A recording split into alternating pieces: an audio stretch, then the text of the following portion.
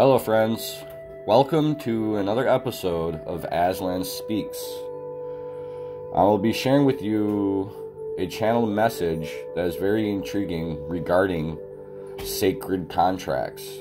Basically, the contracts that you meet with certain people or that you make before you reincarnate into this world. This is a channeled message from Quo. You can find it on LL Research. Carla channeling. Quo. We are those in the principle known as you as Quo. As we greet you in the love and in the light of the one infinite creator. It is our great privilege to be with this group this day, and we thank each of you for taking the time and the incredible effort and energy that it does to satisfy the time for spiritual work. It creates a tremendous vortex of energy, and we are most privileged to be called to you to share thoughts with you in this vortex of purpose and circumstances. Thank you for this privilege.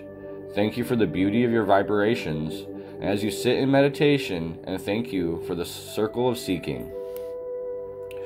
We would ask of you to protect us in the concerns for not violating the principle of free will by listening very carefully to those things that we say and discriminating between the ideas which may resonate to you and those which do not.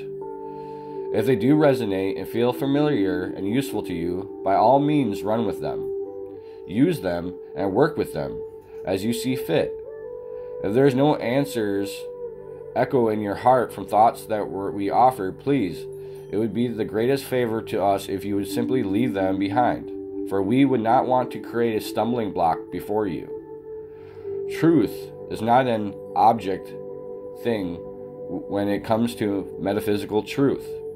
Truth is entirely subjective, and your own powers of discrimination are more than adequate to knowing that which is for you and that is which is not for you at this time. Thank you very much. Your query concerns sacred contract and your divine purpose, and we would take those two separately.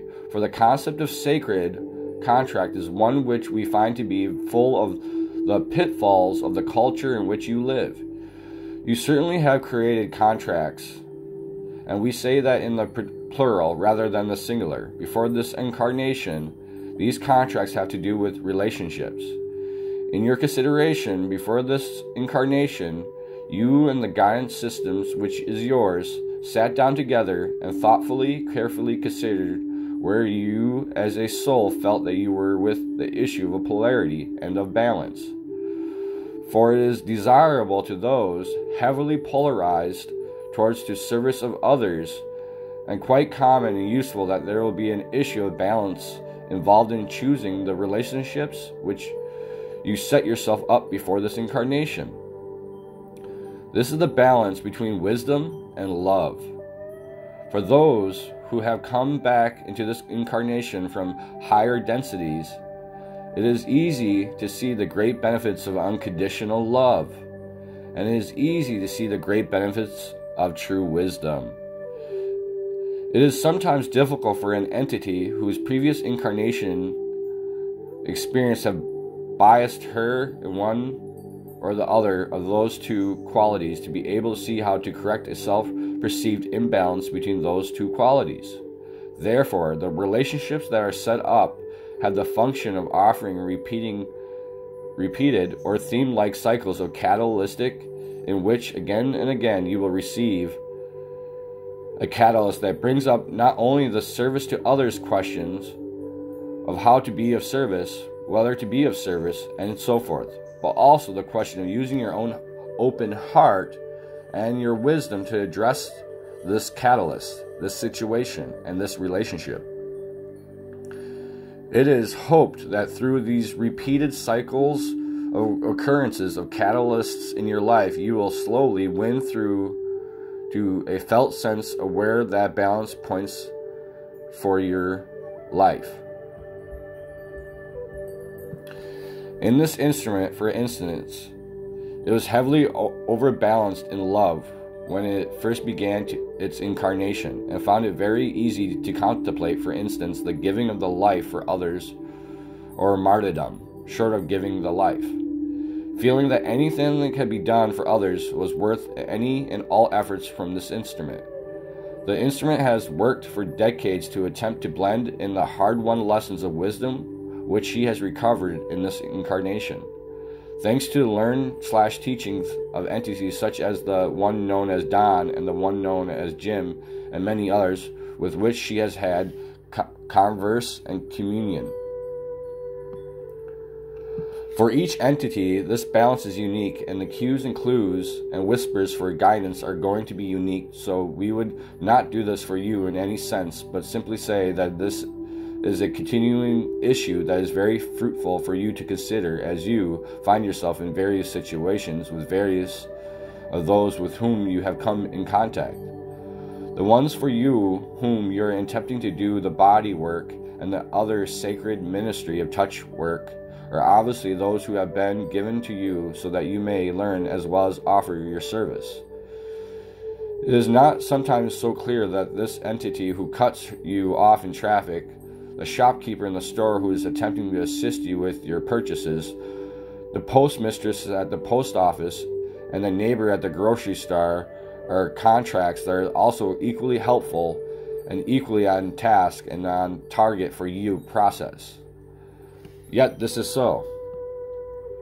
So we would recommend, in terms of your sacred contracts, that you realize that beneath the surface of errands and paperwork and the duties of the day, that those people that are in your life are each very potentially the owners with you of a sacred contract. Now, when it comes to the work and the hand for the life, the incarnation lesson, the incarnation service, there is not precisely a contract. It is a thought you have envisioned setting up a business. This obviously is only a very roughly analytical, but this instrument has gone through the exercise of setting up a business and is aware of the things that you need to do, and so that is what we are using from her mind. That technique that one has of setting out the basic purposes of that business and the assets that you have in starting that business and the challenges that you had just looking 1 month down the road, 1 year down the road, 5 years down the road, and developing a game plan.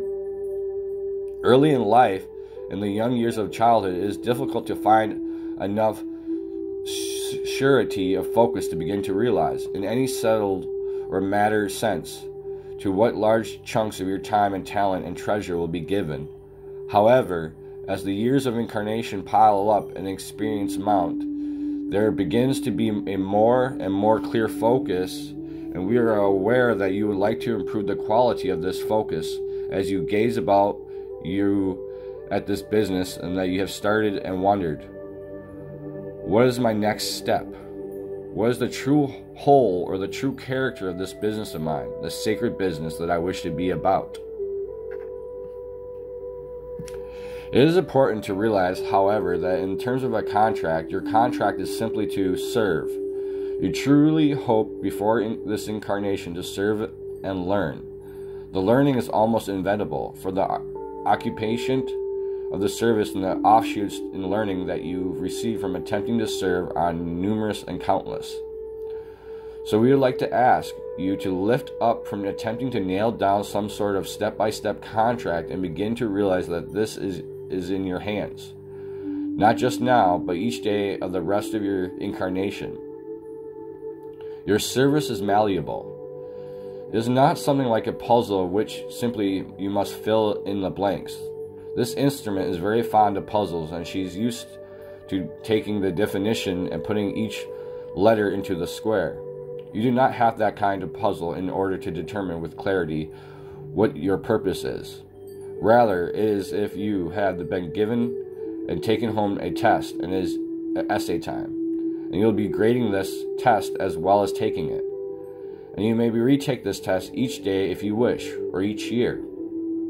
You may reevaluate, you may reconsider, and we urge you to go back whether there is a glitch simply in the process and do just that. Review your parameters. Review what you think you know about yourself and about your sense of where you are. your sense of what you want for your immediate future, and so forth, so that you can have the feelings at all times that you are fresh, you are new, you are not plodding through a perceived pattern at all. This is your growth, your blooming, and you have the watering can, the fertilizer, and the will to grow. Indeed, you play all the parts in this little garden of growth. That is your sacred purpose. The divine plan for each entity who takes breath upon planet Earth is greatly unified. The divine plan for each entity is for the entity to discover herself or himself and to manifest the being that lies within, so that at the end of your incarnation you are an energy field radiating in self-knowledge and truth. Now let us look at the model a bit, for it sounds simple and yet is sufficiently counter to the ways of thinking of your culture that our thoughts really bear some discussion in order to be at all ready or understood. When an entity in your culture starts to talk about herself or himself, it's not in terms of being, but in terms of doing. This is what I do for a living. This is what I do for pleasure. And this is what I do to serve. Yet your divine purpose is to be. You came in this incarnation as an energy field. You pulled through from your total self certain characteristics as what this instrument would call as a personality shell. Your intelligence, your personality, the way you express yourself, the things that you are good at, the things that you do not seem to be good at, and so forth. These are as the very surface of a very deep body of water. The waves upon the surface only are these markers for what lies beneath the waves of personality. You have an infinite depth to you, your true self, and you have connections between your waking consciousness that is so involved in the personality shell and your total self. Those threads of connections are slender and fragile, but very, very strong in the sense that they cannot be broken. They can be disturbed, and many times we find that the very silver cord itself has been roughly used, shall we say, so that it is difficult at first for an entity to do the dream work, the visualization work, and the meditative work that helps strengthen those inner connections between the surface self and the true self. However, we do not find in this particular case that it is what has happened. Indeed, the connection between the conscious self and the subconscious self seem to be very vital and used very well, so we would simply encourage the one known as A to continue this process, which she is already involved, working with the dreams, the intuition, and the silent self. An essence of self is a living thing. The name that the entity has within incarnation has often felt to be inadequate, and so others name or sought that they seem to have a vibration that is more in accord with your inner sense of who you are.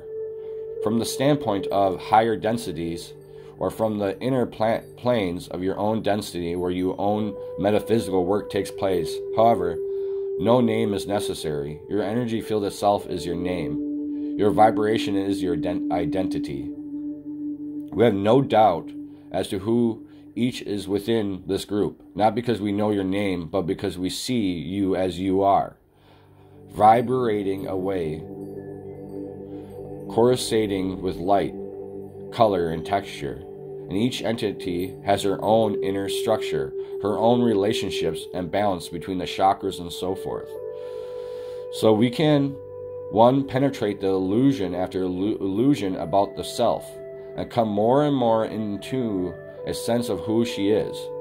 That remains to us as well as to you, a mystery in terms of being able to spell out how this works. It is entirely intuitive process, and the more that you can pay attention to the energies of your emotions, the more resources that you will have. Now let us look at two different levels of emotion. For working with the instance, easy surface emotions is one thing. Working with the deeper emotions is another. First of all, let us gaze at the easy and surface emotions. Immediately coming into this instrument's mind when we speak of surface emotions are those irritations that she experiences, for instance, in her car when she is in traffic. It is very easy to feel upset when one is cut off in traffic. This is a good emotion to look at, and it teaches, but what it teaches is significantly different from what the deeper emotion may teach. For a surface reaction, that which one comes instantly and divides away quickly, is as a newspaper. It speaks of what is occurring at this particular moment. It does not speak of the deeper process that are taking place within this incarnation, within your being.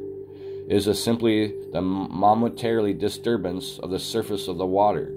Yet each disturbance is worth looking at, for in each disturbance there is a separation of self from other self, and in each occurrence this separation can fruitfully be examined to determine that which was pulled you apart from your fellow being, and then to find ways to heal that separation, to find unity once again with a stranger or a friend which has pulled you off your balance. Even when a momentary occurrence delights one, yet still, again, it is important to examine that to see if the light has an undercurrent of separation in it, and if so, what that was. When you are trying to do in examining these very surface events, it is to improve your point of view. The exercise of going deeper, looking for the love, looking for the unity beneath the separation or disharmony, is cumulative in the effect upon widening and deepening one's intellectual default point of view. And the point of view is crucial, for at that point of view from which you look and the world, you will see certain patterns in certain ways. As your point of views widen, broaden, and strengthen in the uncompromising metaphysical orientation, you will begin to see a different world. And as the world becomes stronger in its metaphysical point of view, so your lessons will come to you on rounder wheels and with more grease in them, smoother, easier, more understandable.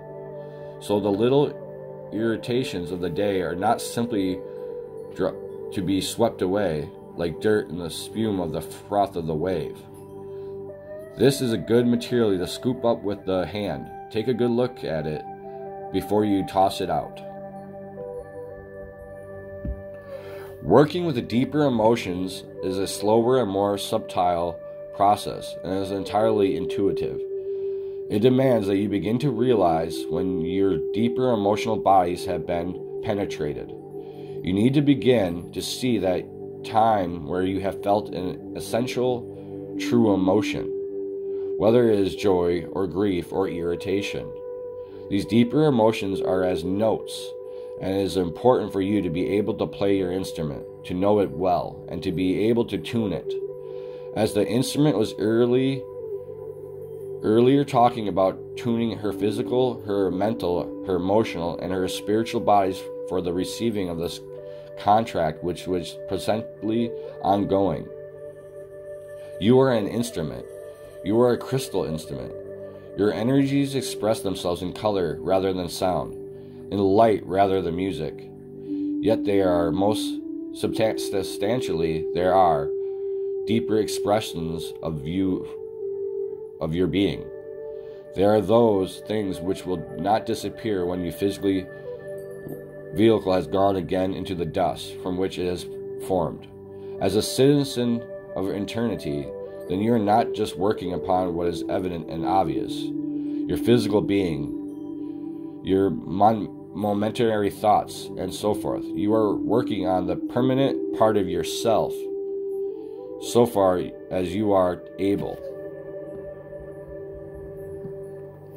What are you attempting to do, as we said earlier, is to become more truly yourself, to sing your crystal song every more beautifully, even more truly on pitch, every more deeply and honestly, the essence that is you.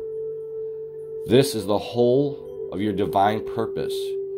You came to stand, as this instrument would say, as a lamp upon a hill, as a lighthouse before all, and not to push them around, not to reach out to them with some great message, but to simply be there, shining your light in your way. For that light's influence you shall be of the service for which you came into this world. That lighthouse you shall bring you to the sailors who needs your particular energy. That lighthouse shall warn off the rocks, that those who need to be warned of the rocks in its vicinity. You had no need to reach out. You have no need to look forward or even to look back. Your need, in terms of divine purpose, is to be who you are, proudly, with self-confidence, with quietness, and with great persistence. We are aware from your discussions before this reading that there are many things upon this plane of that you known as a right now, many directions that she can go. The energy work, the flower of life work, the sacred geometry, and the various other aspects of her studies, and so forth. Do not drown in the details. This is what we would say in this regard. Take them lightly to a certain extent. Laugh with yourself. Draw cartoons joking with yourself concerning your great purpose. For you do have a great purpose. It is a wonderful purpose, yet is not a purpose in the sense that where you tie actions to circumstances and say, this is what I must do. You need more to come to a continuing series of what the instrument would call epiphanies or realizations about who you are and why you are here, the nature of your essence, the nature of your big business and which you are looking.